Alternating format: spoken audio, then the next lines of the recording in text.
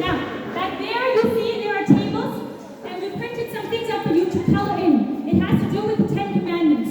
This paper you can color in, you can write your name on it, and this paper is for you to take home. So you always know what are God's commandments, okay? All right, so Lynette, do you know how you're going to separate the things? No. The groups from yesterday. Dus we 3 jaar geleden opgedeeld. Dan kan je leien, maar ze leien